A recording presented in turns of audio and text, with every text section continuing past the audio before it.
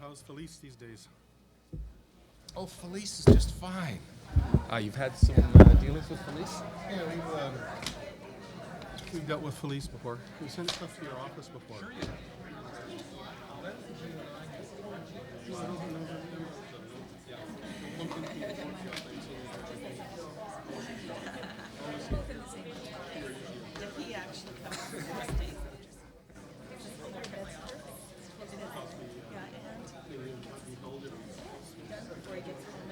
Sorry, You would run.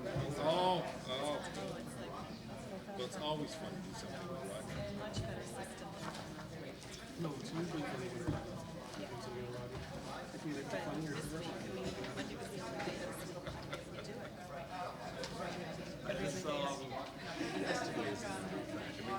he's essentially retired. Not with us, but Cooper only has one backers. yeah, because he has an audit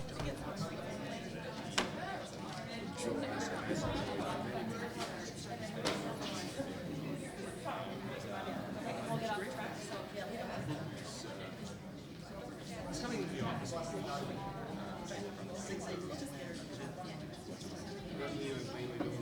Yeah,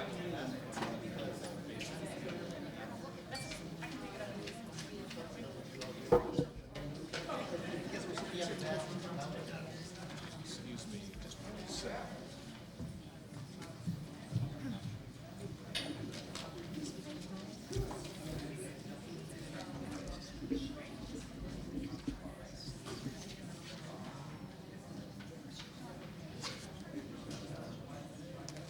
Good morning, everyone. We're going to get started. My name is Stephanie Spiers, and I'm Counsel of Program Development here at the Law Society. And it's my pleasure to welcome you today to Advocacy for the Senior Client. Welcome also to those of you who are watching via webcast. We have a couple of announcements I have to make for you before we begin. First of all, if you do have a cell phone on you, please make sure that it's either turned off or it's on vibrate. Secondly, there were a couple of handouts. One was biographies, and the second was an article with the Ontario logo on it. That belongs at tab 6. You will find at the front of your materials a gray course evaluation form, and we would much appreciate it if you would fill that out and provide it back to us at the end of the program. Those are a great help for us in giving feedback on the content and the format of the programs, helping us to plan for the future. So please remember to do that. Just to let you know that we do videotape all CLE programs, and either your voice or image could be captured on videotape today. Finally, I would like to talk briefly about the question and answer periods. We have provided you with a question sheet at the back of your materials. If you do have a question that you already know about or that comes up during the day, and you don't get the opportunity to ask it or you'd like to ask it in writing, please hand in the sheet and specify who the question is addressed to. And we will make sure that the chairs get those question sheets, and you'll have an opportunity to have the question answered. Also, though, at the end of each panel, there will be an opportunity to ask your questions as well. Finally, I would like to thank our chairing committee. They've put a lot of work into today's program, and I know that you will greatly enjoy it, and also to all of our faculty who have put effort into today's program.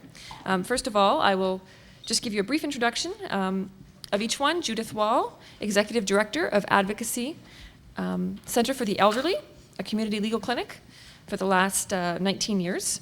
And there's Jan Goddard, who's here, Toronto lawyer practicing in adult guardianship, estates and trusts, who specializes or focuses on serving older clients and their families. Saara Chetner is here with us today with the Office of the Public Guardian and Trustee. As well, Margaret Rintoul with Aylesworth, Thompson, Phelan, and O'Brien. She's a partner with the firm, and she concentrates in the area of estates and trusts, wills, and adult incapacity matters. And finally, who will be joining us in the afternoon is Trudy Spinks, who's with the Office of the Public Guardian and Trustee and is the Deputy Public Guardian and Trustee. So without further ado, you can refer to those biographies, and I now am pleased to turn the podium over to Judith to introduce you to the program and give you a bit of a background. Thank you. Don't take your notes away. There you go. I managed to write all my notes on the back of Stephanie's notes. I want to welcome you to this program. I just want to give you a few introductory remarks about why we decided to do this program. First of all, you notice the organizing committee comes from the full range of practice, from public service, from private practice, larger firm, legal clinic, because we're seeing these issues of the older client coming up in all the different settings. So that's why we wanted to put on the program so you can see the types of practice and the types of issues that come up in any type of practice.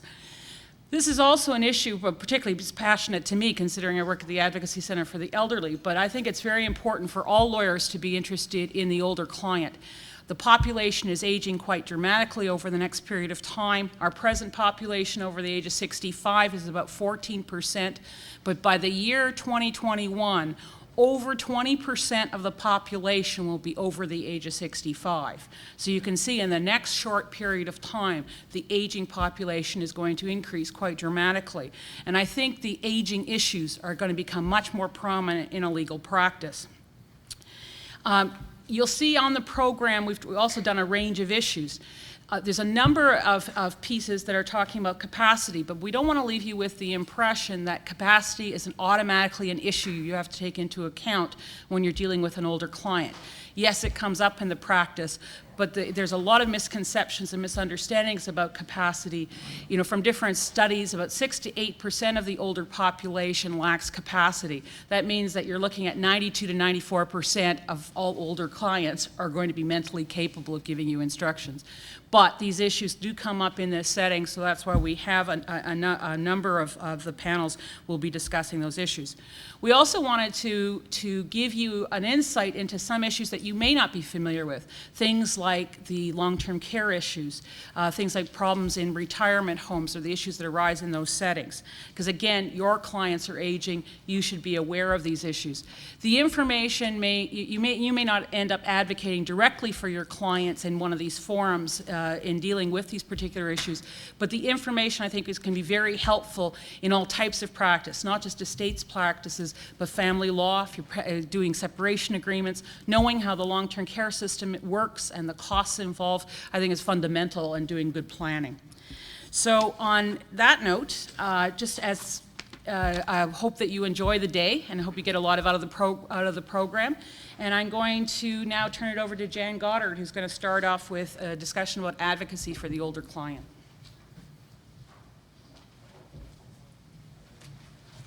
Thanks, Judith, and good morning to everyone. I'll be introducing the panel members who are sitting behind me and discussing special issues in representing the older client at the end of my presentation. However, I want to make special mention now of Karen Lindsay-Skynner and Webb, two of our panelists, who graciously agreed to do a little bit extra and provide us with papers on the topic as well as the benefit of their comments today. In their papers, both Karen and Graham provide some very good advice on how to provide a comfortable physical environment for a senior client, how to communicate well, and how to meet other special needs a senior client may have.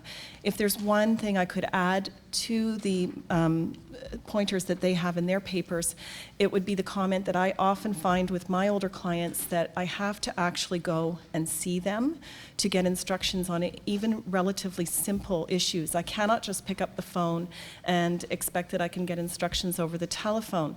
And so I find that I often end up having to set aside maybe a chunk of 3 hours or more to drive to see a client and sit and talk about what would normally take maybe 15 minutes on the phone, talk for an hour or longer with the client about that issue.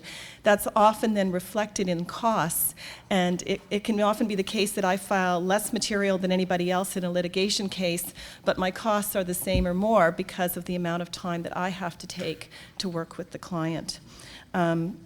So aside from that comment and also from pointing out that my paper wasn't printed in 14-point type just to make it look longer, but that in fact I print everything now in 14-point type and my middle-aged clients like it as much as my senior clients, I'm not going to be talking about those kinds of issues in my presentation today. When I offered to write and present the first paper of today's program, I had a vision of what I wanted to discuss. I said it would be an overview of the black letter law, but I expected that what it would actually do is expose a lot of gray areas in advocacy for the senior client. And I think I was correct. My paper is divided into 5 parts. First, I discuss our obligations under the rules of professional conduct, and then I talk about the issue of what is capacity to instruct a lawyer, then what is the duty of the lawyer in trying to ascertain whether the client has capacity to instruct, and then specifically the role of the lawyer in Substitute Decisions Act and Healthcare Consent Act proceedings where capacity itself may be an issue in the proceeding. And then lastly, I listed a number of questions that occurred to me in the course of preparation of the paper. What I would like to do today in the presentation, I have nobody to remind me of the time, so I've got to watch it here, is review the actual questions I put in my paper at the end, and then relate them back to the discussion in the paper of the rules of professional conduct and the law, in order to explain why I think those questions raise important issues for the lawyer working with a senior client. Before I start, however, I'd like to draw your attention to 2 things. First, we need to remember, as Judith pointed out to us this morning, that most of our senior clients are capable. And although we find that the most difficult cases often involve capacity issues, we should not allow those to affect our view of senior clients as a group. Second, Rule 2 of the Rules of Professional Conduct challenges each of us to maintain a normal lawyer and client relationship as far as reasonably possible with a client whose ability to make decisions is impaired because of minority, mental disability, or for some other reason. And I'd like to refer you on pages 2 and 3 of my paper, which is at tab 1 of the binder, to Rule 202, sub 6, and the commentary to that rule. The commentary talks about how the lawyer and client relationship presupposes that the client has the requisite mental ability to make decisions about his or her legal affairs and give the lawyer instructions. But it also notes that the client's ability depends on many factors, which are outlined in the commentary. It also observes that the impairment may be minor, or it might be so serious as to prevent the client from having the legal capacity to give instructions or enter into binding legal relationships. But recognizing these factors, the purpose of the rule is identified as being to direct a lawyer with a client under a disability to maintain, as far as reasonably possible, a normal lawyer and client relationship. However, the commentary then also goes on to say that if the client no longer has the legal capacity to manage his or her legal affairs, the lawyer may need to take steps to have a lawfully authorized representative appointed, such as a litigation guardian, or perhaps the Office of the Public Guardian and Trustee, or Office of the Children's Lawyer, to protect the interests of the client. And in any event, the lawyer has an ethical obligation to ensure that the client's interests are not abandoned. And as I point out in my paper, this means that the lawyer may be called upon to exercise his or her judgment in situations where the lawyer's decision could have a profound effect on the client. Moving then to the questions that occurred to me as a result of the research I did for the paper. The questions start at page 17 of the paper. The first 2 questions are designed to get at what I think is always the tricky question of how a lawyer can tell if a client understands what the lawyer is talking about. And the 2 questions I identified, but I think there'll be spin-off questions from those, are how is a lawyer to distinguish between lucidity and capacity? And in the testamentary capacity cases, some of which I've reviewed, including the most recent decision of the Ontario Court of Appeal in Hall versus Bennett, the courts do distinguish between a lucid person, which I think means someone who's conscious and able to converse, and a person who has a disposing mind. I think by analogy, we may be able to ask ourselves whether there's a distinction between a lucid person and a person who has an instructing mind. But the question is, how is the lawyer to discover the difference? I'm hoping our panel will be able to help shed some light on that question.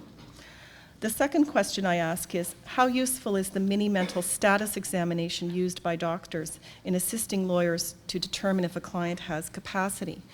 I'm sure that you've all had the experience like I have of reading reports from doctors or capacity assessors that report a score out of 30 on the mini mental status exam. But what does that score mean? What can it tell me about my client? And just as importantly, what can't it tell me? How does that score relate to my client's capacity to understand and instruct me as a lawyer? Rule 2 also talks, and I refer to this in my paper, about the duty of confidentiality that a lawyer owes to a client. How do we reconcile that duty with the need to take steps to arrange for the appointment of a litigation guardian or a guardian of property? And I identify those issues in questions number 3 and 4 in the paper. If you do believe your client can no longer provide instructions, how do you obtain a litigation guardian for your client? Is it possible for a lawyer to disclose observations about the client's mental capacity for the purpose of a motion to appoint a litigation guardian without the client's authorization? If the client does give authorization, but the lawyer has concerns about the client's ability to give instructions, is it reasonable for the lawyer to rely on that authorization to disclose the lawyer's concerns about the client to others? So I guess I'm suggesting in my paper that there is somewhat of a conflict between the different aspects of Rule 2, the duty to ensure that your client is protected in certain circumstances and the duty to maintain confidentiality, and I'm hoping our panel may assist us in reconciling those differences. For the moment, I'm going to skip question number 5. I will return to that. But in my paper, I also raised the question of whether a lawyer who has doubts as to a client's capacity should attend to the granting of a power of attorney for property or personal care. I question whether the practice should be, as it often is with wills, where the lawyer draws the will but documents observations about capacity for later consideration by the court. I suggest that because the implications for the person can be quite different and the remedies available to stop the use of the power of attorney are less immediately effective, perhaps the duty is different. And so then I'm referring here to question number 6, and I ask the question whether it is appropriate if the lawyer has doubts as to capacity to draw up the power of attorney for personal care or power of attorney for property. Is there a role for other professionals, such as doctors, in advising a lawyer as to whether or not the client has the capacity to instruct? Can the lawyer offload the responsibility for determining if the client has capacity to make a will or grant a power of attorney to a medical expert or a capacity assessor? And I like these last 2 questions particularly. What if an opinion has already been sought from a doctor or capacity assessor as to capacity, but the lawyer disagrees with the opinion? Sometimes the opinion's already brought to you when the client is brought to you. Should the lawyer act in accordance with his or her own views or rely upon the opinion? Where does our obligation lie? In my paper, I talk about the issue of capacity to instruct counsel, and I've reviewed some of the case law in areas such as limitation of actions and when it is appropriate to appoint a litigation guardian.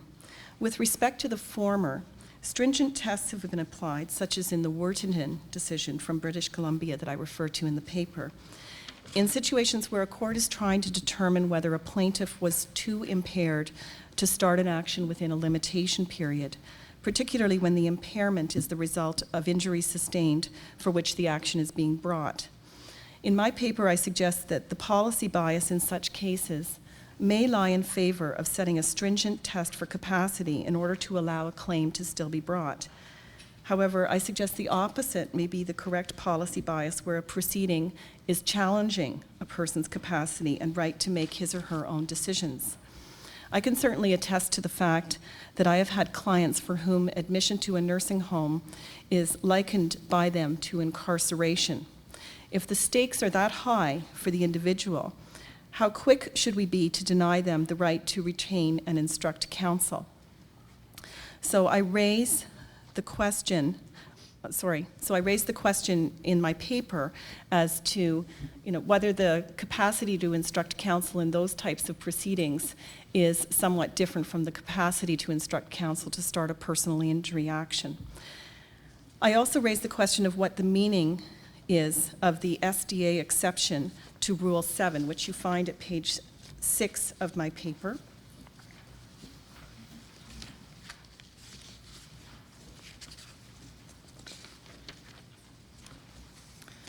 Although a party under disability, according to Rule 701, Sub 1, is supposed to be represented by a litigation guardian, in Substitute Decisions Act applications, it says that the application can be commenced, continued, or defended without the appointment of a litigation guardian for the respondent unless the court otherwise orders otherwise. I think this exception is worthy of discussion. Is it an exception for convenience, permitting SDA proceedings to be carried on without the appointment of a litigation guardian? Or is it a more substantive exception, implying that the person who is the subject of the proceeding has the right to instruct his or her own lawyer? I've also provided you with a review of the very limited case law on the role of counsel representing respondents in Substitute Decisions Act and Healthcare Consent Act proceedings.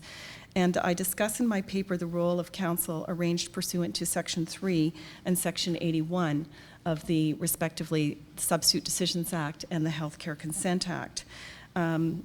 I won't go into these in detail because I can see that I'm running out of time, but I refer to the endorsement of Madam Justice Carole in the York decision, where she accepted that Section 3 counsel can be involved in raising and representing the individual on issues other than the issues of capacity in a Substitute Decisions Act proceeding. And then I would like to refer you to the both helpful and I think challenging statement on the role of counsel, whether acting pursuant to Section 3 or not, that is found in Mr.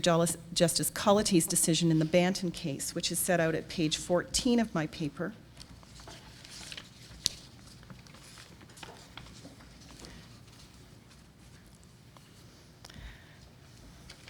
He says, I do not believe that counsel is in the position of a litigation guardian with authority to make decisions in the client's interests. Counsel must take instructions from the client and must not, in my view, act as if satisfied that capacity to give instructions is lacking. I'm not sure I got that right in the transcribing of that. Oh, yes, I did. You can't act unless you're satisfied that capacity to give instructions is not lacking. I think there is a word missing there. I apologize. And then he goes on to say, a very high degree of professionalism may be required in borderline cases where it is possible that the client's wishes may be in conflict with his or her best interests and counsel's duties to the court. So the remainder of my questions are designed to try and stimulate discussion about what a high degree of professionalism translates to when the lawyer is actually working for a senior client. And given the shortness of time, I'll just refer you to those questions. Question 5, is it ever appropriate to act on the basis of an incapable client's previous capable wishes and instructions? Number 7, what is the scope for non-instructed advocacy on behalf of a client in SDA or Healthcare Consent Act proceedings? What does the client have to understand of the legal process in order to be able to give instructions in an SDA or Healthcare Consent Act proceeding? If the lawyer has concerns about the client's capacity but is satisfied that the client can give instructions with respect to some of the issues in a proceeding, does this affect the evidence to be led by the lawyer? Does short-term memory loss preclude a client from being able to retain a lawyer? If your client can't remember you, but their instructions are consistent, and I think this is something that gets mentioned in Jane Meadus's paper a little later this morning, then can you represent the client? What are the limits on a client's ability to swear an affidavit if he or she is of diminished capacity? How far can a lawyer go in gathering and using evidence from other interested parties? Is that ability to lead evidence constrained by the client's capacity to understand the issues? And how far can the lawyer rely upon the presumption of capacity that we always talk about? So I'm glad, one of the speakers for today, and I forget who, told me that my questions were really hard, and I'm glad that I don't have to be the one who has to answer them. But I will say this, I've dealt with almost every single one of them, inadequately or otherwise, in the course of my practice, and some of them in the last month or so. So I think that they're not hypothetical, they're real questions, and they're questions that we can all expect to deal with in working with senior clients and advocating on their behalf. So now I would just like to very briefly introduce our panel. I'm going to introduce them in the order that I'm going to ask them to speak. Dr. Carole Cohen is a geriatric psychiatrist. She's the clinical director of community psychiatric services at Sunnybrook and Women's Health Center. Webb is a staff litigation lawyer at the Advocacy Center for the Elderly. In his clinic practice, Graham represents low-income seniors in the areas of elder abuse, consent and capacity, and substitute decision-making, healthcare, and other age-related issues. Karen Lindsay-Skynner is a sole practitioner with an estates and family law practice in North York. Karen has been a part-time lawyer member of the Consent and Capacity Board since April 2002. And Brian Schnurr practices at the firm of Brian Schnurr and Associates, a practice restricted to estate litigation, planning and administration, mental incapacity issues, and estate mediation. Brian's well known for his contributions to the profession as a frequent lecturer in legal education, as well as the publisher of articles and texts. I'll call on Carole to get us started. Thank you. So I'm going to address you from here, if that's okay. And Jan's posed all these questions, and everybody's eyes are glazing over, as are mine, and trying to comprehend some of this. So what I'm going to try to do is focus very narrowly on my comments, and there'll be more opportunity for us to discuss amongst ourselves in the panel, and I'm sure ample opportunity to address these issues over the course of the day. They can't all be addressed in a one-hour panel. I also note that thankfully, Karen and Graham in their papers have addressed many of the issues that I would want to address as a clinician that deals with senior clients about how to deal with senior clients in your practice, so I won't address any of those things. What I wanted to try to address initially was some of the issues related to the first question that Janice posed with respect to lucidity versus capacity. I don't have a paper there for you to watch and look at, so you'll have to rely on my comments, which changed as the course of the preparation changed for this panel. What I want to do is try to give you a few points this morning. One is to compare and contrast the role of lawyers and clinicians.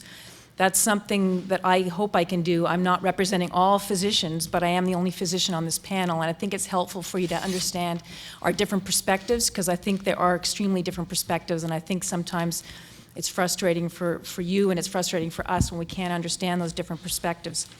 And the other message that I wanted to try to convey, and I think it's one that I try to convey not only to lawyers but to all clinicians, whether they be doctors or otherwise, is that all these kinds of capacity assessments we do, either formally in terms of hiring a capacity assessor or asking someone for a formal evaluation, or informally when we're meeting with a client or a patient and trying to decide on our own whether they're capable. Those kinds of assessments don't solve all problems.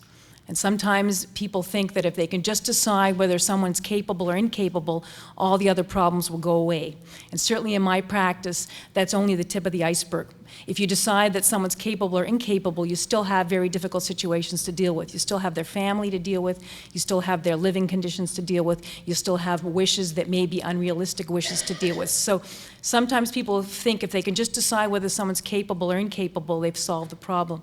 And certainly in my practice, I find that's often just the first step, and it doesn't get us where we want to be. So I advise people that they really have to think beyond that and really think down the road to what next, and not just this question of capacity. So what I wanted to do was to first just contrast, and this is obviously very much a thumbnail sketch and very much using generalizations, contrast lawyers and clinicians or doctors with respect to some of our perspective on this, so you might see where we're coming from.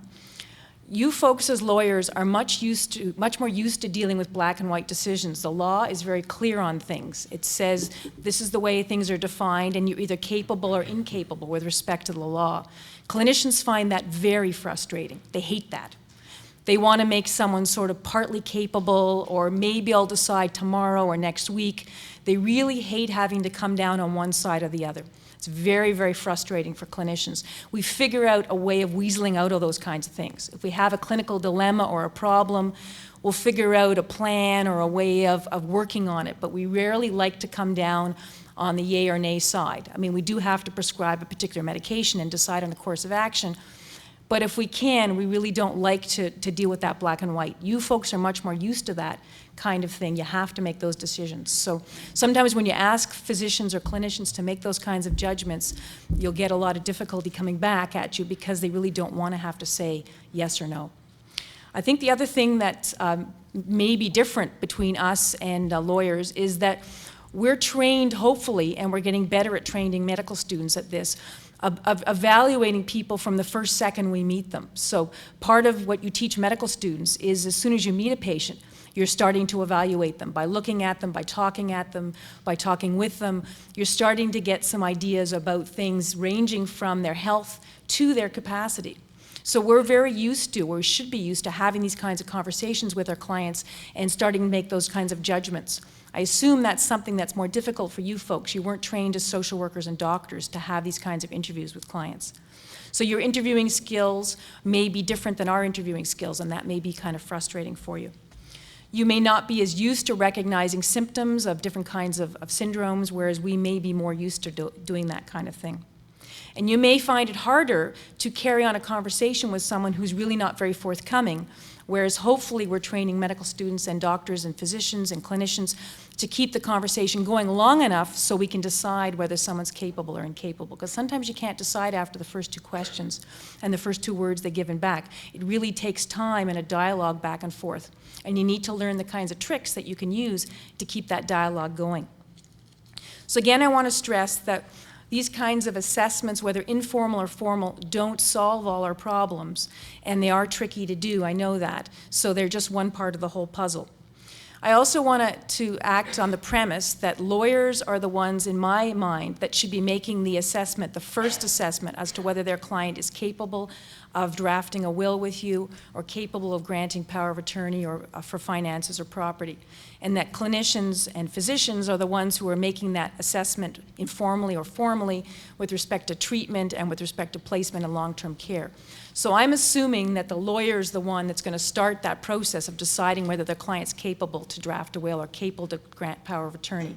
I'm assuming that they'll take the first stab at it, and if they have a problem, they'll ask for help, and they'll ask for help from someone they think that can help them. I also think it's helpful to think about what you might be looking for if you're sitting down with a client. Karen and Graham have gone over all kinds of suggestions about how to make it easier for a client when you're meeting with them. What I wanted to talk a little bit about was what you're looking for that might make you worried or suspicious or a little uncomfortable about capacity. And what I want to stress is that it's not really something like an MMSE, which is that test out of 30 and you ask all those fancy questions and you get a score. That's only one very small part of it. People can have a score of 30 out of 30 and not be capable, and people can have a score of 15 out of 30 and still be capable.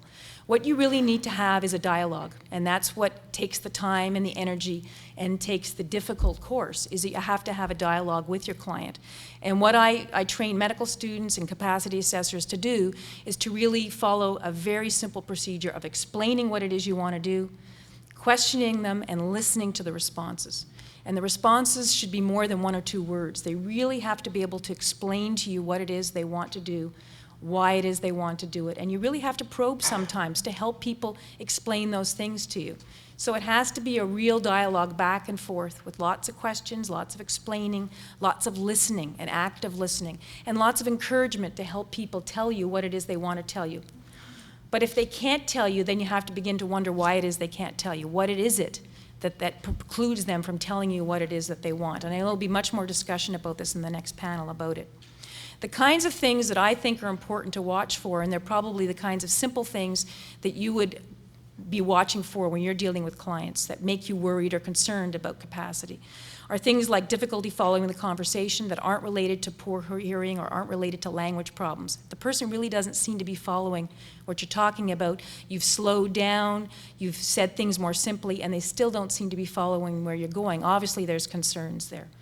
If the person has difficulty explaining the reasons for their choices, I think you really have to question why that is. It doesn't mean they're necessarily incapable, but you have to have a red flag that goes up and says, why are they having so much trouble explaining their reasoning for their choices?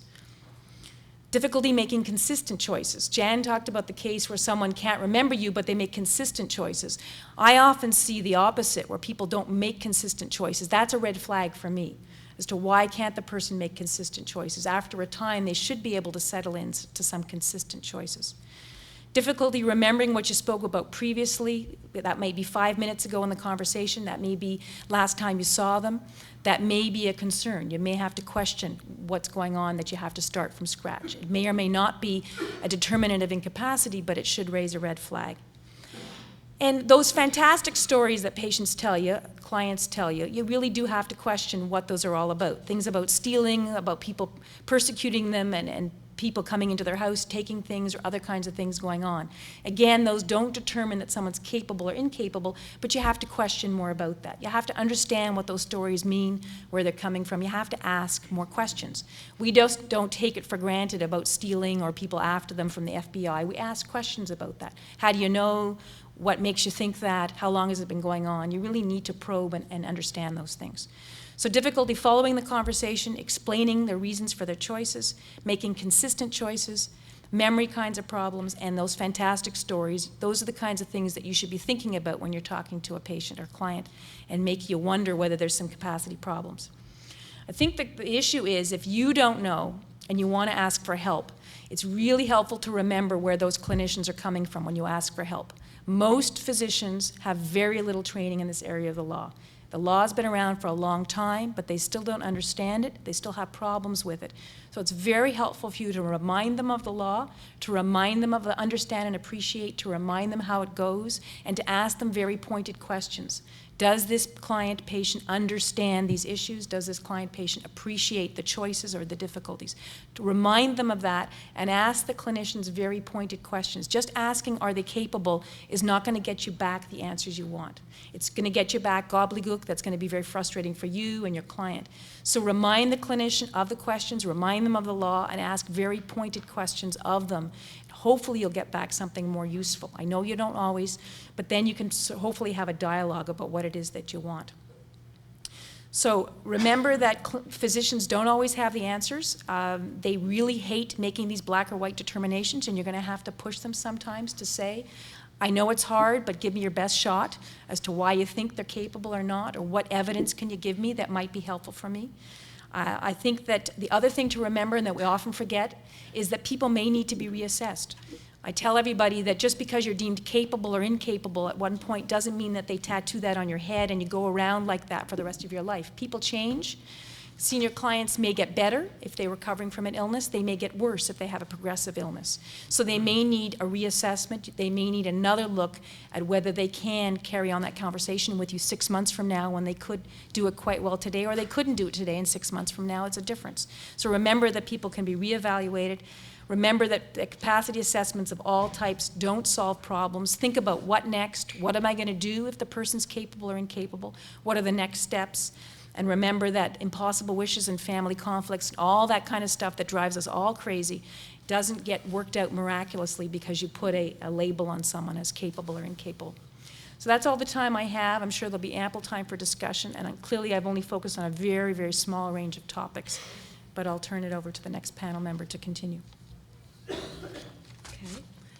Graham, I'm next. you're next. I just want to make a few brief comments because I'm hoping that we as a panel can go through some of these 12 questions, all of us talking on the same issue at the same time. And I do have a paper. It starts at page 211. And if I have just a few things to say, the first thing I would like to say to lawyers representing older clients is always try to remember who your client is. And I did a private practice for 10 years, then came to the Advocacy Center for the Elderly. And I'll never forget, my first few days of work when I began taking calls from people who would be older persons or other people calling about older persons. And the biggest problem I would have is not answering the question or giving legal advice, but trying to figure out who is my potential client here and who am I giving advice to. And in my clinic practice, it's fairly straightforward. We always feel that our potential client is the older adult whose rights are in issue. And so if we have somebody calling about that person, I'll have to stop and say, I may have a conflict of interest here. I'm happy to speak with you and to listen to what you have to say, but I can't say or do anything that would compromise my ability to give opinion advice to the older person if he or she called me. And if you're actually going down a path of taking a call from a caller about somebody else, and you proceed on the basis that your caller is your client, and then you have to cross a line and start representing that other person, you may be digging a big hole for yourself, because you might sort of be losing focus and not understanding in your own mind, as I as I probably didn't many times before I came to my present job, that your real client is that other person, not the person you're taking instructions from. And so the second thing I would like to say is to always make sure, if you're acting for an older person, that you're taking instructions from the older person in person. The lengths people will go to overcome that rule at our office are incredible.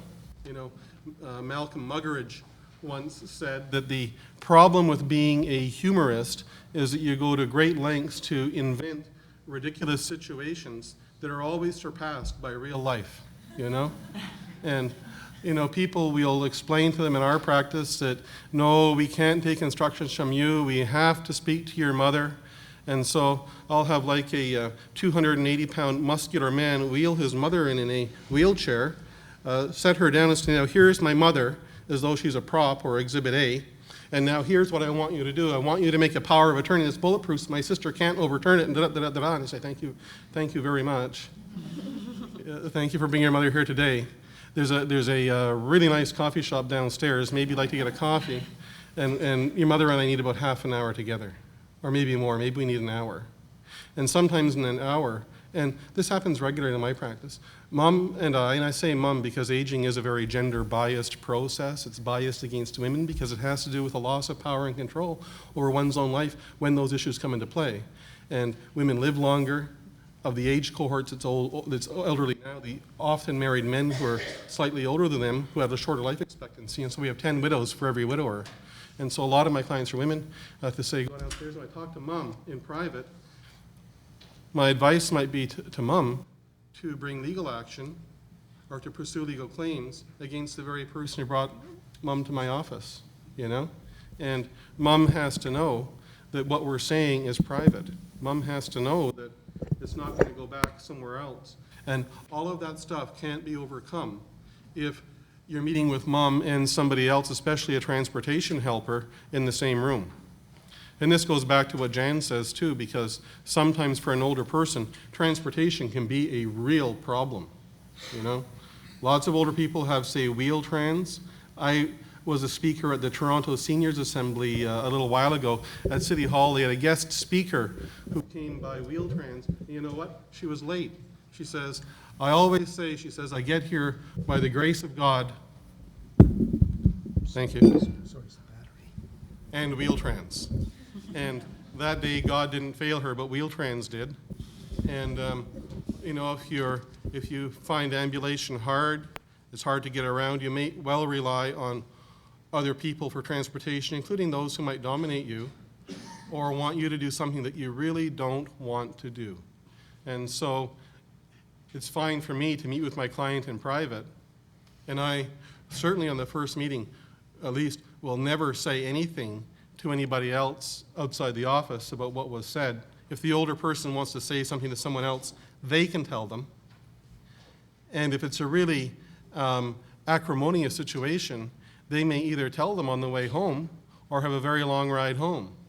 And so we want to sort those things out. We want to make sure that me and my client can talk to each other freely and in private, even if I have to go out to Oakville or somewhere else to meet with my client at his or her home or arrange some other transportation for my client to meet with me or to speak to me. And I find meeting in person really important. If you're older, especially, if you're intelligent and capacity are not the same thing. People who get older are the cream of the crop.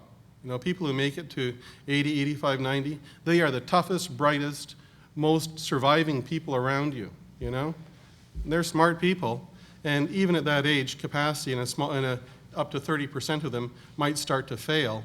And because they're starting to have memory losses doesn't mean they're stupid. It means they can't remember, right?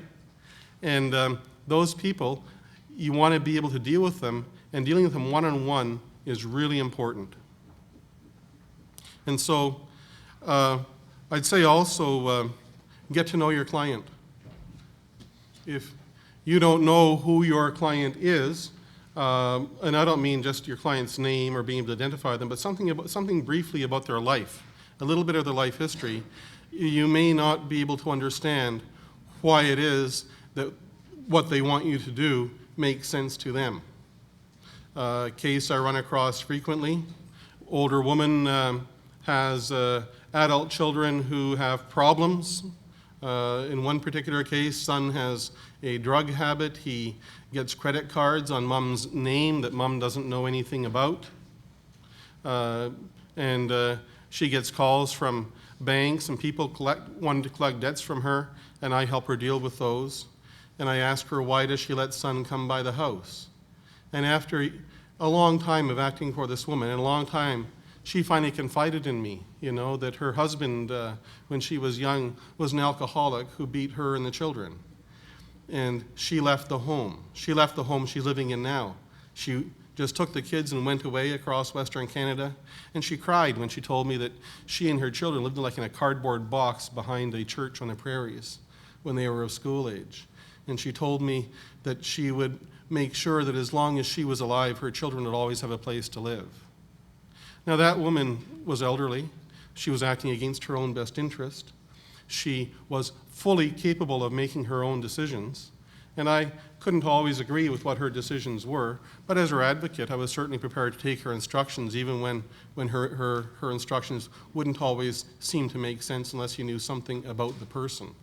You may find that your clients who are instructing you to do something for their children or the loved ones that you can't understand might understand it better if you knew that your client's daughter was sexually abused by your client's husband, brother, friend, or neighbor, and she turned a blind eye to it or disbelieved it when told 40 years ago. Or you may better understand when you find that your client's stepsister is actually her daughter. Things of these sorts. These aren't things people want to talk about. They don't want to be shoved into an office, have a 15-minute interview, be told how wonderful a lawyer is and all we can do for it, and by the way, know all about you. You have to build a rapport with your client. And finally, encourage peer support. People of all ages just have complicated lives. And older people especially have very rich life histories and very complicated lives. And sometimes what's really at issue is not so much a dispute between the older person and some other family member, but a dispute between two or more other family members where the older person is used as a proxy or a pawn. I want some portion of mom's estate even though mom's not dead yet, right? Mom's giving you too much. How can I stop my mother from giving away my inheritance, And sometimes what the older person really wants is for the family to get along. And where can the older person find support for all of this? Well, in part in having a good legal advocate who has a good personal relationship with women in the sense of meeting in private and having good communication, but also in peers. Brothers and sisters, cousins, neighbors usually don't have any financial interest in the older person's affairs. They're usually genuinely interested in the older person. They're usually able to communicate with something of a common or shared life experience. They can relate to one another on a very fundamental level, and they can help each other to understand what the younger, fast-talking lawyer who uses too complicated terms said. They can go back together and say, is that really what that lawyer, what did he mean when he said that? And the other one will say, well, this is what I thought he meant, and maybe if it wasn't clear, or what the lawyer said is just plain stupid, God forbid, that they can call back or ask the next time, but was that what you really meant? I think that advocacy for older clients is all about empowerment, and it's about empowering the older client, helping the older client to overcome his or her power differentials that are stopping her from exercising her legal rights. And when we start substituting our own wishes for those of the clients, we're no longer empowering the client. We're doing something else. We're just acting on their behalf, but not necessarily with what they want. And I always like listening to Carole speak and reading what she writes because it's so insightful. This is something that when we speak to the police and other groups, I always say, it would be easier for us service providers if older people had a big yellow sign over their head that said this person is capable or this person is not capable. Then it'd be really simple. We know that we're dealing with either someone who's capable or not. But it doesn't work that way. We do have to make our own judgments. We have to be constantly thinking about our client's mental capacity. And we as lawyers are quite able to make those judgments every day. You know, we have to do it. We can't just pawn it off. I don't want to delve into the questions. Maybe I can turn it over to the next person. Certainly, and I just, a little reminder to everyone, if questions occur to you as the panelists are speaking and you want to write them down and deposit them in the box, we're hopefully going to have time at the end of the panel to put those questions to the panelists, so you might want to start thinking about those. And now I'll turn things over to Karen Lindsay-Skynner. Well, I'm going to talk a little bit about the Consent and Capacity Board. And the reason, when I was reviewing these questions that Jan gave us as part of her paper, when I was reading them, the answers that I had for many of them was, it depends. And I think it depends to a great deal on where you are. I think representing an elderly client in front of the Consent and Capacity Board is much, much different than when you're in the Superior Court of Justice. So I don't think the answers are very clear, because it's probably me who told you those were hard questions. Yeah, they are hard questions. Anyway, I'm going to talk very briefly about 2 or 3 of the issues routinely encountered by lawyers when representing senior clients in front of the Consent and Capacity Board. And I'm going to make some suggestions on how maybe the board would like you to see, would like you to handle those. My first issue is family members question your representation of their family member. Generally, the family thinks you are the devil, and that's a big issue before the board. Another issue is understanding your role when representing the senior client in front of the board, the client's capacity to instruct you.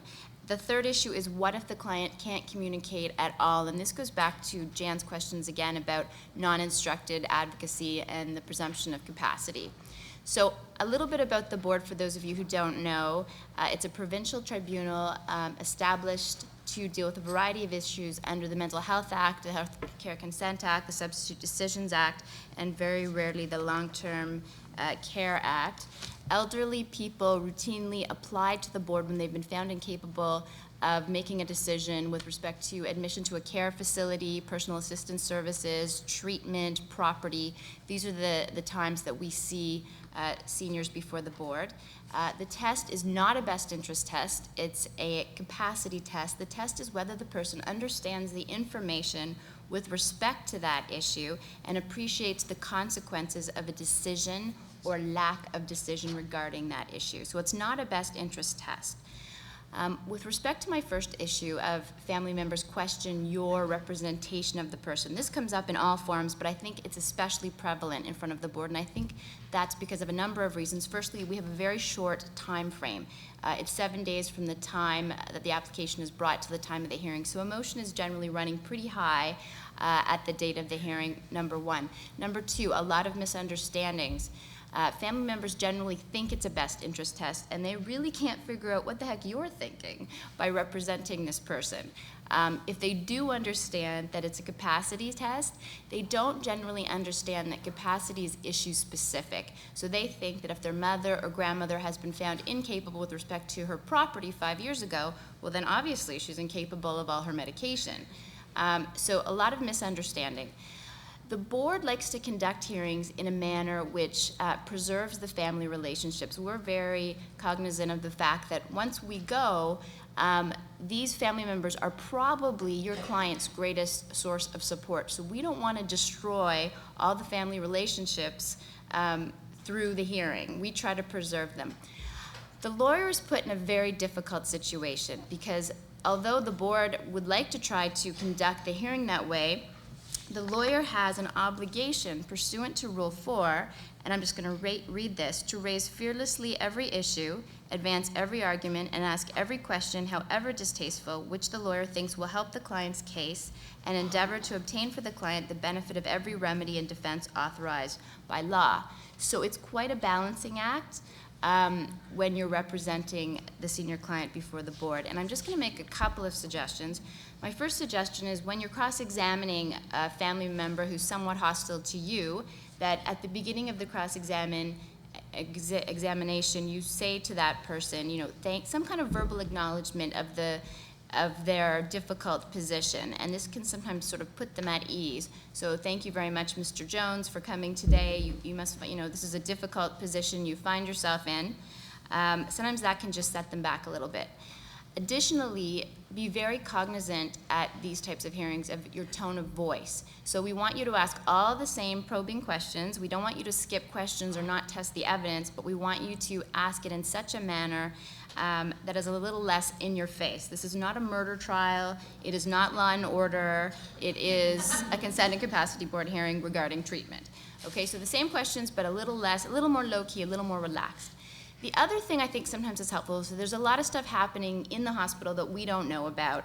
If the counsel, if it's really out of hand, counsel might want to say at the beginning of a hearing, something about there seems to be some misunderstanding of why the hearing is taking place, and sort of direct the board to maybe make some comments about why this is taking place, the legal process. Sometimes that just calms things down as well.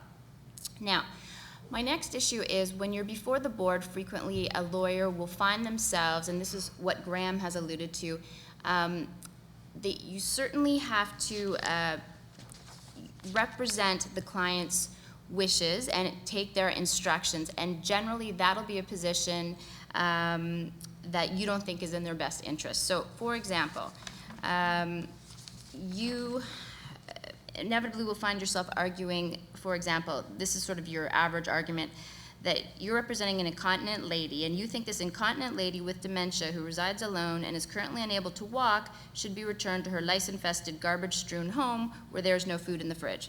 That's kind of the general argument you'll find yourself making, and when you're making that kind of argument, it's kind of hard not to question, does this person have capacity to give me instructions? And luckily, pursuant to Section 81(1)B of the Healthcare Consent Act, a client is deemed capable to instruct counsel before the Consent and Capacity Board. Now, if you look at the section carefully, it talks about applications regarding treatment, admission to a care facility, and personal assistance services, but we interpret it very broadly at the board level. And I think the reason for that is pretty evident.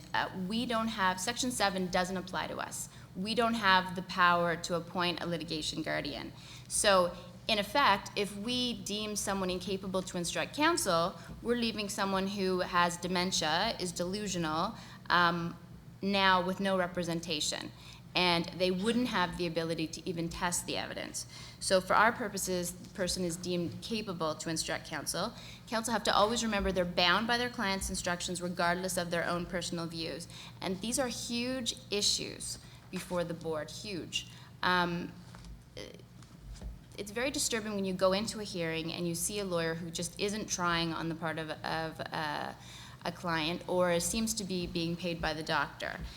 Because these are issues of great magnitude. If this person is found incapable of managing their property is all going to be taken away from them, and that's going to have a huge effect on their life. It's life-changing.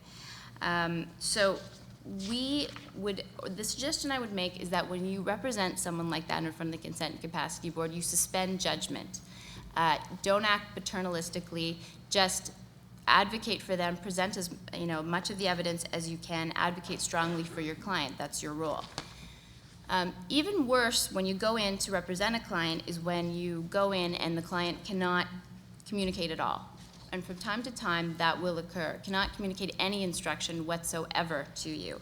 Now, before the board, I'm just going to give you an example. About 4 years ago, I was appointed by the PGT to represent a lady that was in a coma before the board. Very difficult to get instruction in that case, very difficult. So what I think you have to do, and what I would suggest to you to do before the board anyway, is there is a presumption of capacity, and one of Jan's questions is how far can you rely on that presumption of capacity? And before the board, you can rely on it all the way. So you go in, you rely on the presumption of capacity, the onus is on the doctor to present evidence, and you just go in and you test the evidence, and you attack the assessment, and you cross-examine all the witnesses, and you make legal submission, and that's the best you can do. And you'd be actually really surprised at the end how well you can do sometimes, because often in cases where the person's in a coma, the test isn't even really done, the assessment isn't even really done, and if you start asking questions about it, the whole thing falls apart. In any event, that's my suggestion with respect to when the person cannot even communicate any instruction whatsoever. Now, I had just another couple of comments, not in terms of acting as a member of the board, but just as a lawyer. The other situation that has come up for me a couple of times, surprisingly, in the last couple of years, is what happens if you take a retainer as a lawyer, and shortly after you take that retainer, you start thinking, you know, I don't know if this client is capable with respect to a key issue in the proceeding. And my example is that I took a case last year, this happened, where it was a matrimonial proceeding, gentleman was elderly, and about 2 months after I took the retainer, I started thinking, I don't know if he has capacity with respect to property. And it was a matrimonial case, it was only about property. There was no other issue. And so what do you do in that case? And so it's a very difficult situation. And my first suggestion is phone practice advisory. When you get done doing that, my suggestion is sit down with the person, and you don't sit down with them like after you think this the first time. You, as Dr. Cohen says, you have a number of conversations, and you do your best to assess their capacity. So once you're there and you really do think they're incapable, sit down with them, have an honest conversation. They may be so offended that they will fire you, and right there, your problem solved. And if, in fact, they don't fire you, and this gentleman wanted me, surprisingly, to keep representing him, he must have known somehow that there was something wrong. Suggest that a capacity assessment be done, explain that they're going to have to agree to the assessment, etc., and then proceed to have that done. Now, the tricky little part of this is when you're proceeding to have that done, you can't tell anyone that you're doing it. You can't tell the court, you can't tell the other lawyer, you can't tell anyone because you may be wrong, and the person has to give you instruction to do that. So that's always the tricky little thing, because you got to hold off everybody, and you can't tell the other lawyer, and you can't tell the judge. It shouldn't take too long to get the assessment done, though. Then once it's done, you have to proceed to have the litigation guardian put in place. And as long as your client agrees, then you disclose the assessment, et cetera, and it's not too hard to have that done. I guess the trickiest part comes in is, what if you have the assessment done, they're incapable, but then will not agree for you to disclose this to the court and proceed to have the litigation guardian put in place. And the nightmare situation is, what if you're really close to trial? That is a really difficult situation, frankly. That wasn't my situation. But anyway, those are my comments for now, if I could turn it over. Thanks, Karen. Okay, I'll pass things over to Brian. Okay, thank you, Jan. Graham said that he was going to keep his comments brief so that we would have time to deal with Jan's 13 questions. I'm tempted to try to filibuster so that we don't have to deal with any of Jan's questions. I think Jan has set it up somewhat like an MMSE, and out of 13, I think I got 1.5 on it. So I'm not that keen on dealing with those questions. But I don't have comments long enough to filibuster successfully, so let me just offer to you my comments. When I was thinking about what I could offer in this program, I generally came up with thoughts under the heading, at least a heading for me, of protecting the client / protecting the lawyer. And by protecting the client, I'm not talking about protecting the client in a classic adversarial situation against opposing forces. I'm talking about protecting the dignity and rights of the client.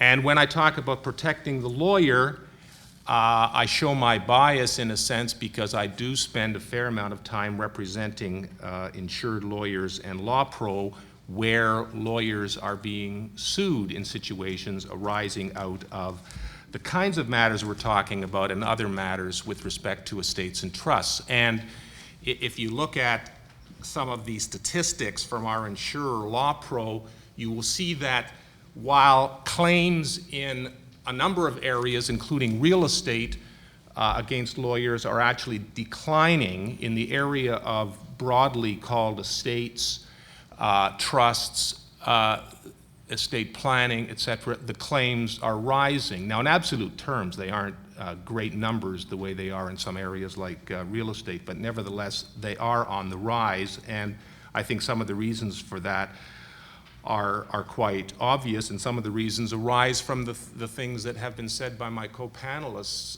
earlier, and comments about the demographics and the aging population. So these issues have a lot of consequences, and one of them is directly to lawyers in terms of their own liability. Now, under the heading of protecting the client protecting the lawyer. In thinking about capacity,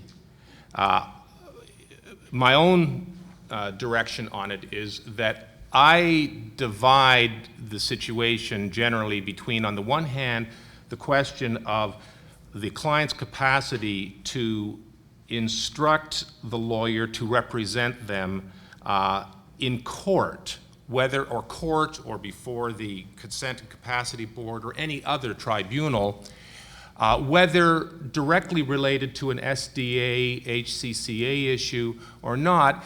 And in that regard, my reading of the case law and the statutes and the policy statements is that the general standard is quite low for the obvious reason, and Jan refers to this in her paper, that there is a quite proper policy bias against depriving somebody of the right to be represented in a matter before any judicial or quasi-judicial body.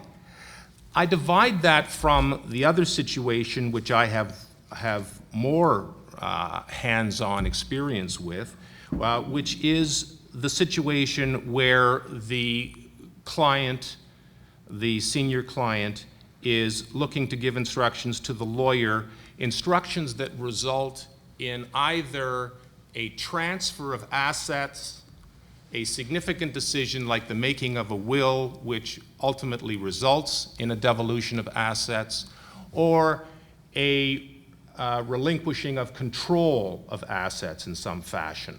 So you're not representing the person before a board, you're not representing them before any tribunal. It's a question of carrying out their instructions to give effect to hopefully what is their wish in terms of property type issues. And so when thinking about these issues, I broke my thoughts down into three little subheadings, and some of this has been dealt with, and I'll try not to do much in the way of repeating what the other panelists have said, but I break it down to A, assessing capacity. I'm talking about it from the lawyer's point of view, assessing capacity. Secondly, making the decision as to rendering the legal services as asked or a different form of legal service. And three, recording how you, the lawyer, have arrived at the assessment that you have made of the client's ability to instruct you and why you have opted to provide or not provide the particular legal service that's being requested. And as far as assessing capacity, Carole made reference to the importance, of course, of interacting with the client, and I believe that all of us certainly have the requisite skills, whether we've had formal training or not. I think as lawyers we have the skills. We may not feel we have the time, and that's the problem. But we certainly have the skills, and we have to make the time to interact with the client to a sufficient degree to be able to arrive at some conclusions on our own. You can look at the principles, you can read the cases, Banks and Goodfellows about wills, and you can read the cases about the level of capacity to instruct counsel, and they're helpful because they provide principles. But of course the difficulty is when you're in the office and it's not the principles help to guide you, but specifically getting into the actual assessing process. And very importantly, you plumb the client's knowledge of general circumstances. There's no great secret to this in terms of the kind of interaction that you have with the client to reach your own conclusions as to whether you think that there is some kind of deficit here. You may be entirely wrong, but you have a professional obligation clearly to do that. Then you have to consider the resources. What are the resources that I have at my disposal in terms of assisting me in this determination? Somebody in one of the papers, it might have been Jan, or maybe it was the question, I think it was a question, asked about whether the lawyer can offload, I hate that term, but offload this decision. And that's, I think, the one I was able to answer, because The answer to that, I think, is quite clearly that no, we can't offload it. It's something that we have to do. We have to make that assessment. It's part of our professional obligation, not just to the client, but ultimately a professional obligation that we might have to discharge to a court. But we're not alone in doing it. Part of that process is, as I have said many times before in programs like this, that we have, of course, the opportunity to say to a client, I want you to get an assessment. I want you to go to your family doctor. I want you to go to a psychiatrist. And every time I say that, somebody comes up from the audience at a break to me and says that that's impractical and you're insulting the client, etc. But I think more and more lawyers are coming to appreciate that the fact of the matter is you're not. The clients are generally, I mean, granted, there's if you're dealing with somebody who is an extreme paranoid, then you have a problem. But for the most part, you don't have to fear that you're going to lose the client or that the client is going to be incensed about the fact that you suggest an assessment as soon as you point out to the client that there are a lot of people out there who will challenge a lot of wills and a lot of lawyers who will take cases challenging wills when there's very little basis to it, because that is their job, and therefore what you're doing is trying to protect the client's wishes.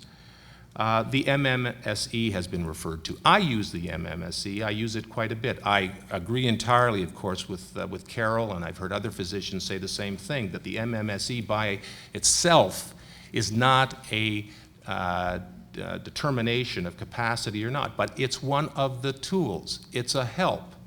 I have heard a number of psychiatrists say that one question on the MMSE where you can either do backward sevens or spell world backwards, that they no longer use backward sevens, that they find just too many people cannot subtract. It doesn't matter how capable you are. So I'm using world backwards as opposed to I only use it for accountants and physicists. accountants and physicists, and certainly not lawyers. Now, also reference was made, I think, by Karen to the Practice Advisory Bureau of the Law Society of Upper Canada, an organization which is not well known within the profession, but an extremely helpful resource, because if you've got one of those really difficult situations where you are just agonizing about whether this person's got capacity or not, whether you should act or not, call them. They've got a wealth of experience. They're not going to give you a yes or no answer, but as you can probably tell, a lot of my comments are also motivated by a degree of self-protection, that you have an obligation, I have an obligation to do as much as we can in terms of our reasonable effort to assess the capacity of the individual and to ensure that we're going in the right direction.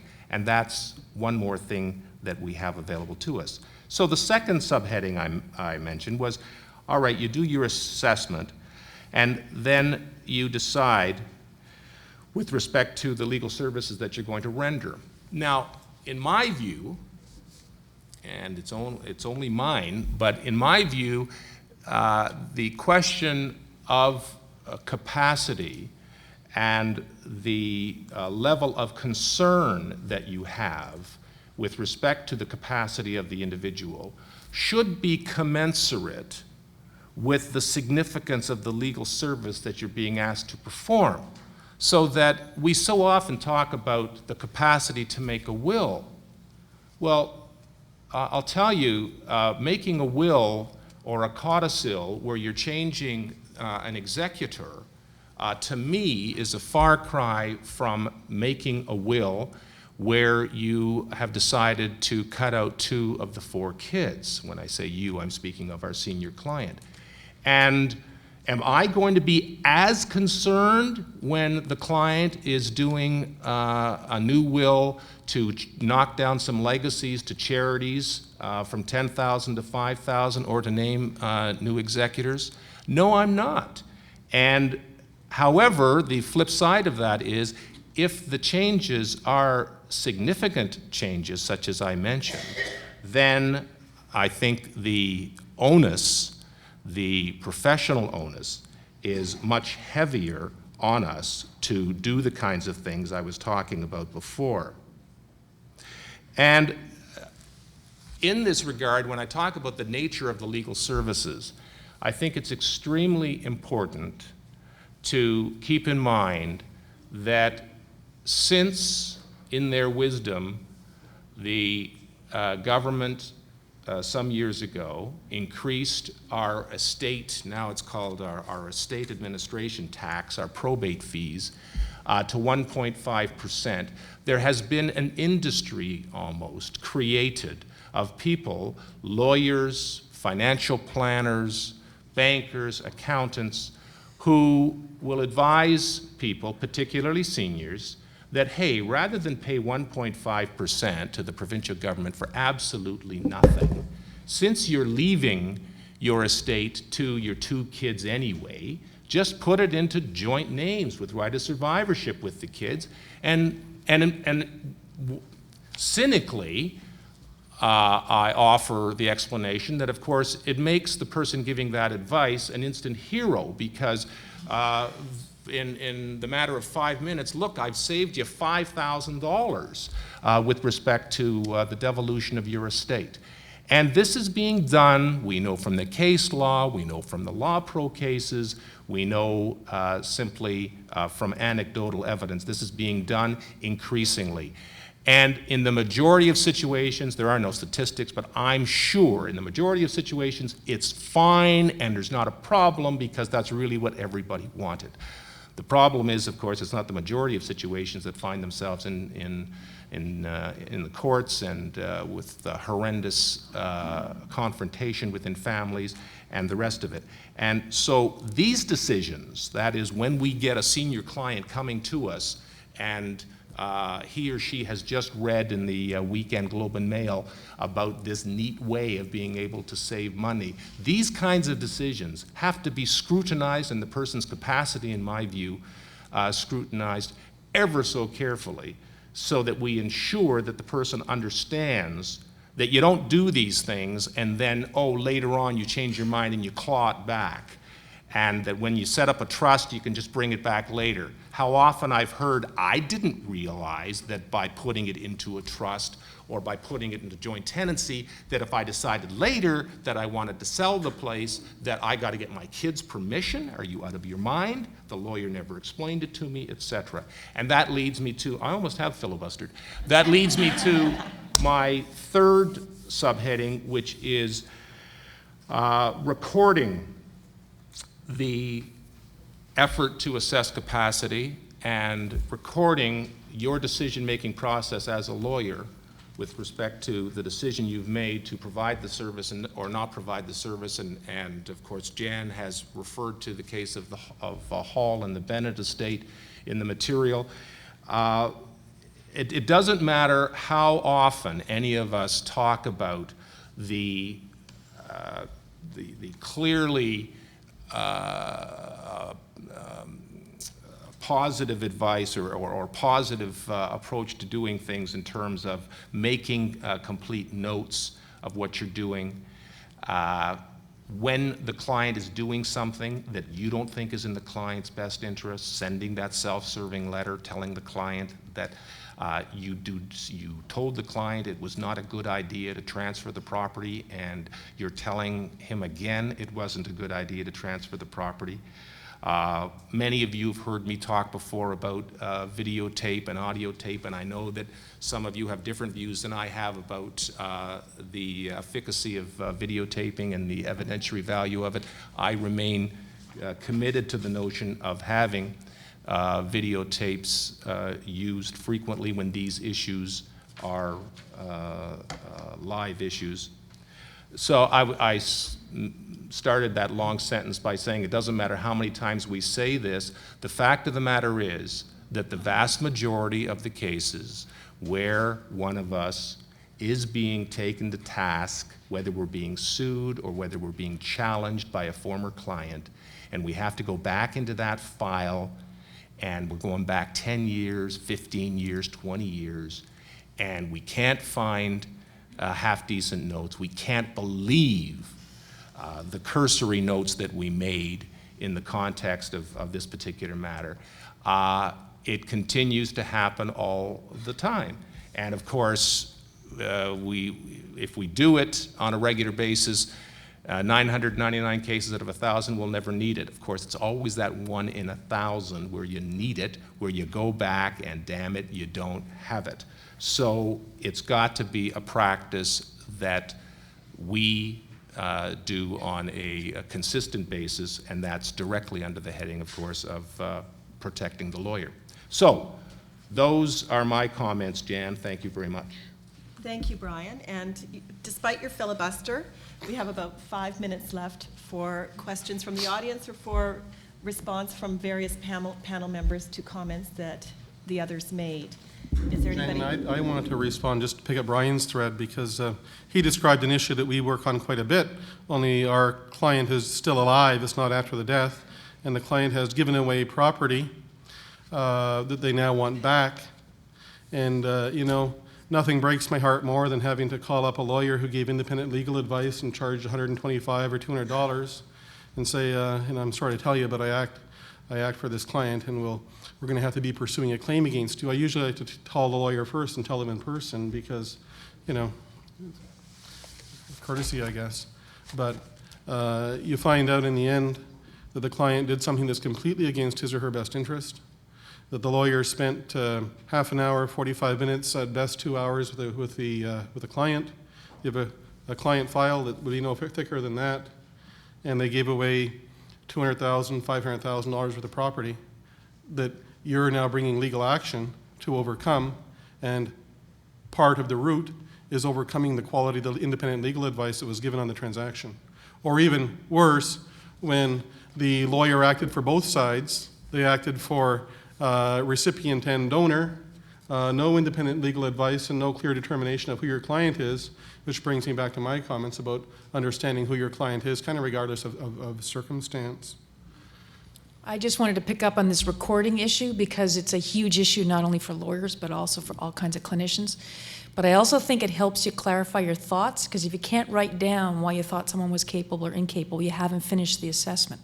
So I think if you start trying to record and trying to put into words on a piece of paper what the person said to you and examples and quotations of what they actually said and why you feel they're capable or incapable, it helps to crystallize your thoughts. And so it's something we talk a lot with capacity assessors and all kinds of clinicians who are involved in these kinds of determinations, is being able to put it to paper really is the final step.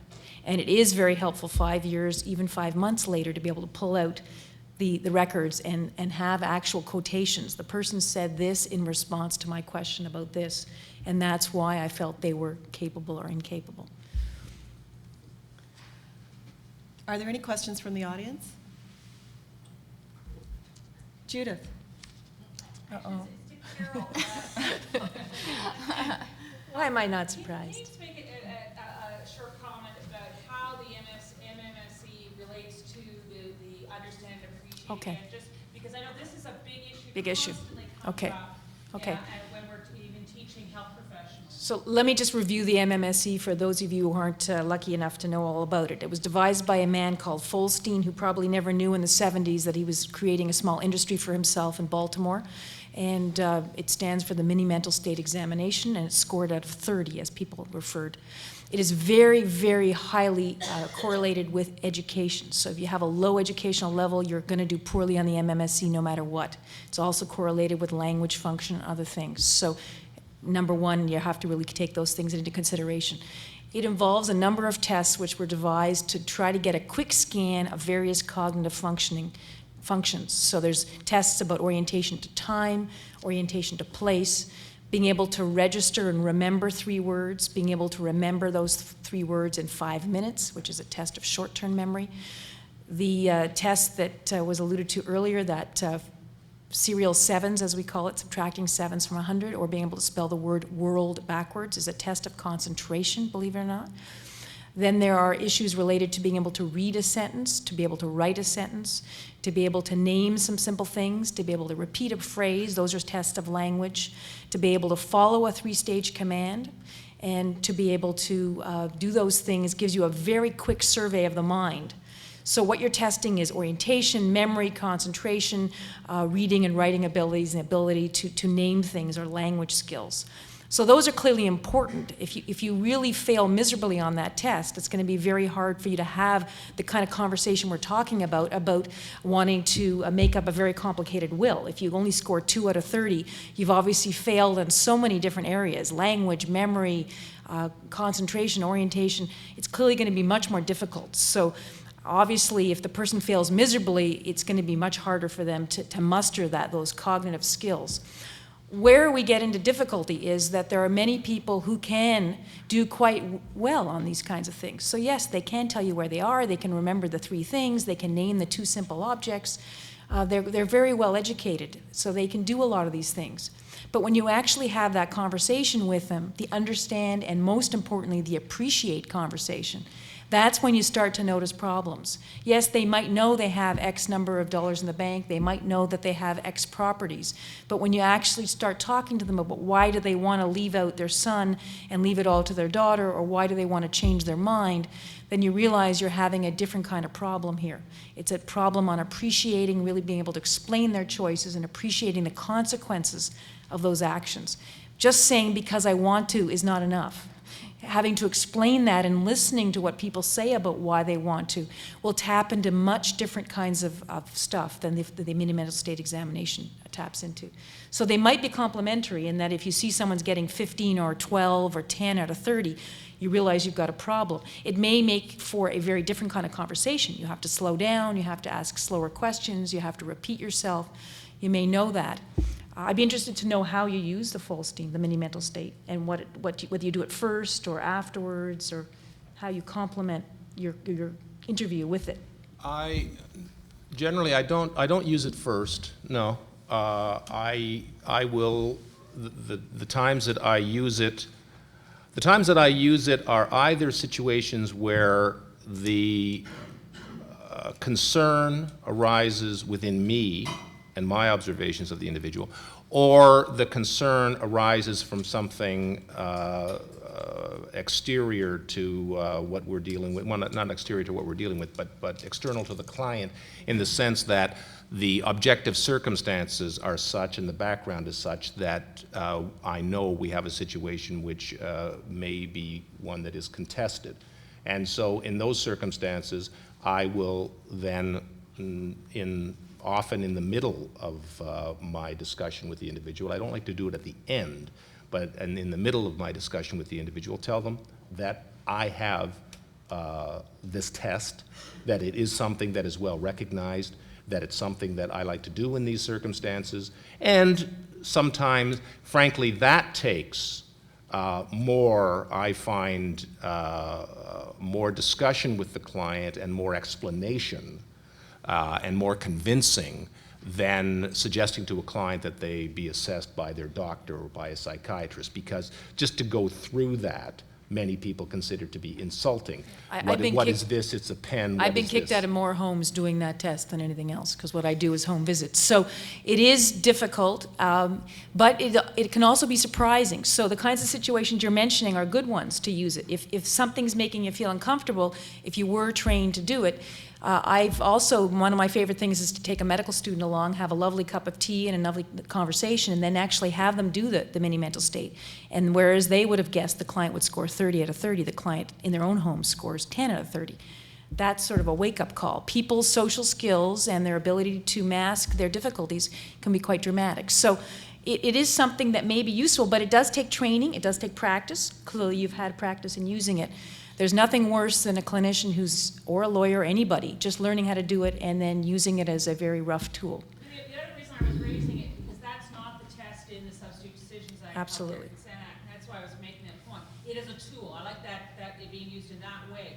But understand and appreciate can go beyond what is being scored by the MMSC. Because I've seen too many we get a lot of reports that just say somebody scored such and such, or lawyers have said, oh, well, they're scoring very low on the MMC. They're not getting the point that it's the understand and the appreciate, because that was, when they were creating the legislation, they did not rely on a particular test. It was a broader test. And again, that's why it's important to make the point. When you're asking the question, don't just ask what the capacity is or what the MMSC score. Ask for the clinician or the assessor to comment on the understand and appreciate part. And I've noticed. I'll just follow up with one thing, and that is that from the lawyer's point of view, the most important thing is the lawyer's observations. And it is crucial that none of these resources that we're talking about, whether it is using an MMSE, whether it is having a capacity assessment made, whether it's going to the Practice Advisory Bureau, none of these should replace that important interaction between the lawyer, probing interaction between the lawyer and the client, A, and B, that thorough recording one way or another of what occurred. Just as a comment, and then there is a question at the back, and that will be the last thing that we do. We'll have to break after that. But I was struck by your comment about the person's social skills, Carole, because I remember you talking about that years ago at a meeting we were at. And I'm always reminded of that because I think it's a lot easier sometimes for us to assume someone is capable if they do have those good social skills. And we do have an obligation to delve beyond that. And I find that sometimes I test my clients throughout an interview by going back to material we've talked about before and see if they can recall what we've talked about. And I also look back and try and see how often they can initiate a question or bring a new idea into the conversation, because I find that the inability to do that is often a sign for me that there's something to be concerned about. But before you comment on that or respond to that, I'll ask the fellow at the back to ask his question, please. How would you handle the situation where you have a senior who's going into, is in a home and is clearly mentally challenged, but clearly would benefit from a power of attorney because they can't manage their own affairs in terms of from the home, they can't drive, etc.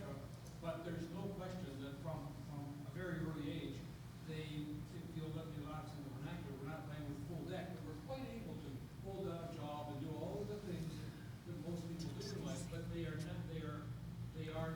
not retarded, but they are mentally challenged. And now they're in the home. How do you handle a situation where they could benefit from a power of attorney and should have one and want one, but the question is, again, capacity? Okay, I have to paraphrase that question for the record, and I'm not sure I fully understood the question, so I may have to get you to help me clarify it. But as I understand the question, you're talking about someone who has become a senior who is perhaps has some kind of mental challenges and has lived with those but has functioned well in the community but has never made a power of attorney. And how do you deal with that situation when that person is aging and is now perhaps going to be moving into a nursing home or retirement home and is going to have less mobility? Am I getting the... Yes, I think clearly a capacity assessment should be done.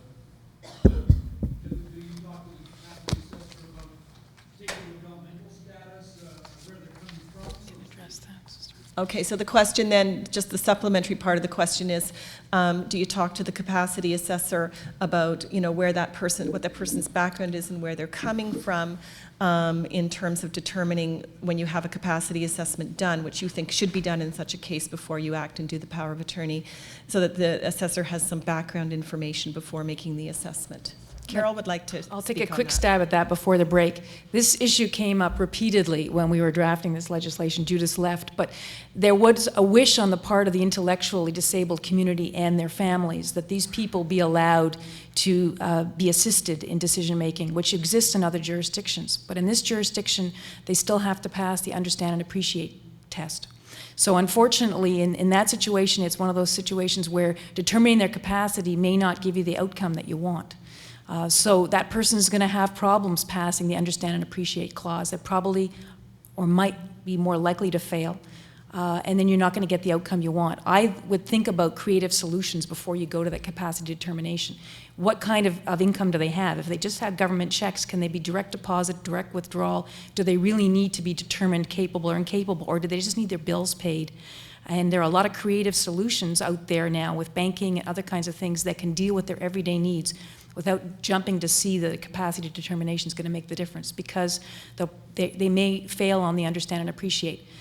More often than not, I get called by capacity assessors who want to determine the outcome. They would so like someone to be capable, but when they give me all the evidence, it's clear that they're not.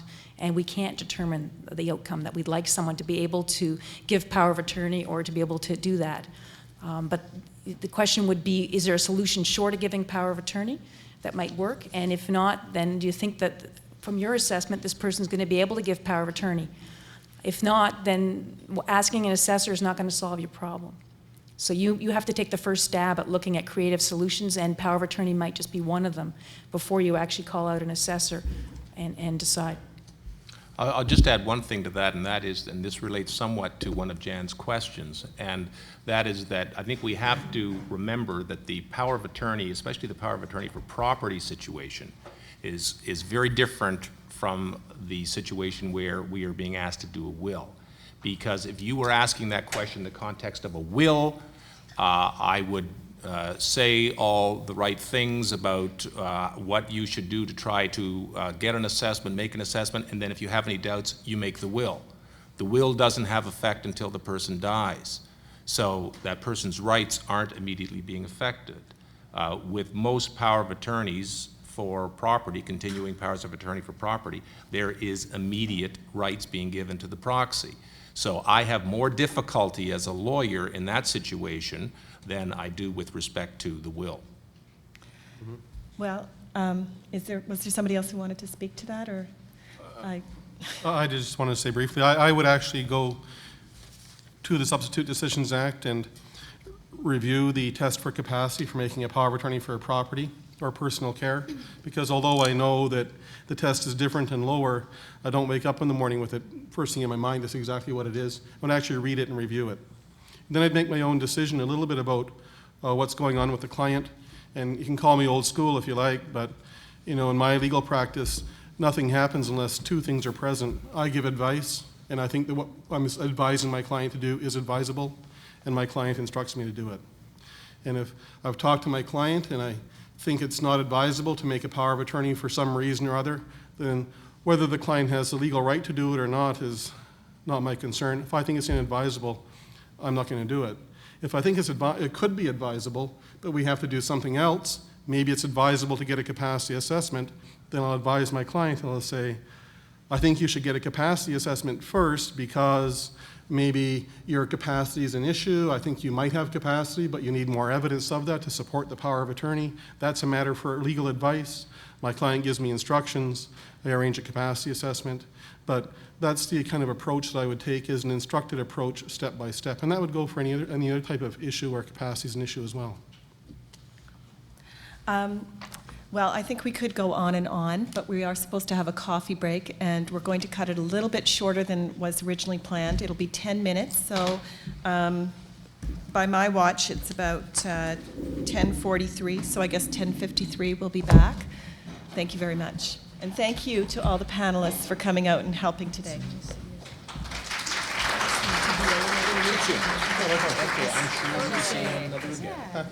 Well, they don't, I I just think, hope not in the wrong context.